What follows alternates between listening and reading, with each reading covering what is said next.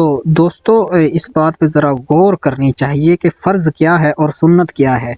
یہ جو اپنی نماز میں رکوع اور سجود کے ساتھ سورہ فاتحہ پڑھ رہا ہے انسان، اس کو کبھی سنت کہہ دیتا ہے اور کبھی فرض کہہ دیتا ہے۔ تو یہ جو باتیں ہیں یہ نہ ہی ہمیں کوئی مفتی بتاتا ہے اور نہ ہی کوئی عالم دین بتاتا ہے، یہ معرفت کی باتیں ہیں، یہ ہر کوئی نہیں بتاتا۔ اور انشاءاللہ میں آپ لوگوں کو بتاؤں گا آج قرآن اور حدیث کے مطابق۔ تو میری دعا ہے کہ اللہ تعالیٰ مجھے حق بولنے اور آپ کو حق سننے اور پھر ہم سب کو اس پہ پورا عمل کرنے کی توفیق عطا فرمائے۔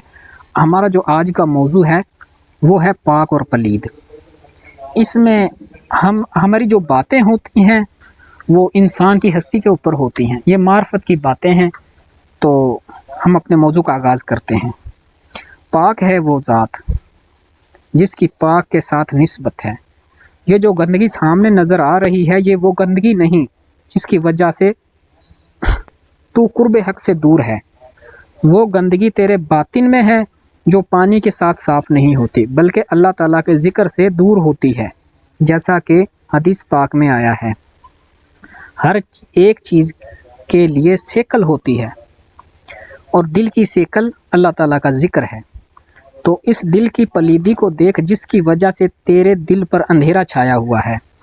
تو اللہ تعالیٰ قرآن مجید میں فرماتے ہیں، سورہ زخرف آیات نمبر 36 ترجمہ: اور جو کوئی رحمان کے ذکر سے آنکھ چرائے گا ہم اس پر ایک شیطان مقرر کر دیتے ہیں۔ غافل لوگوں کے دلوں پر شیطان کی حکمرانی ہوتی ہے۔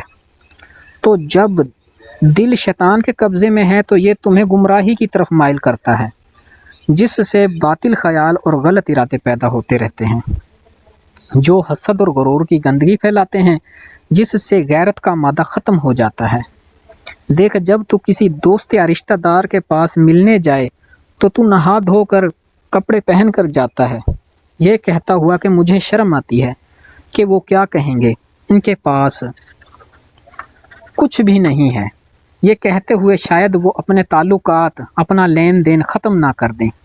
کیا تجھے اس مالک حقیقی سے شرم نہیں آتی جس نے تجھے پیدا کیا ہے، پھر ہر طرح کی نعمتیں عطا فرمائی؟ اور جیسا کہ اللہ تعالیٰ قرآن مجید سورہ نمل میں فرماتا ہے،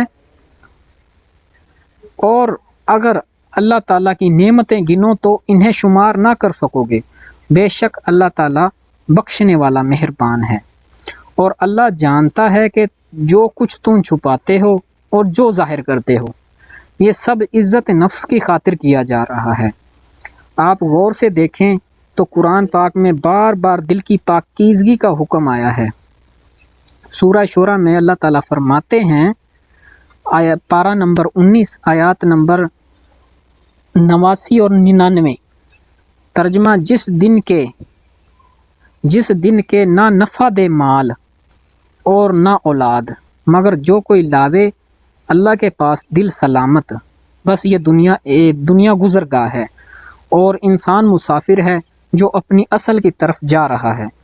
ویسے تو اس بازار فنا سے سب لوگ گزر رہے ہیں لیکن اس کی طلب میں فرق ہے، جیسا کہ حدیث پاک میں فرمایا گیا ہے، دنیا کا طالب ہجڑا ہے، عقبہ کی طلب رکھنے والی عورت ہے اور اللہ کی طلب رکھنے والا مرد ہے۔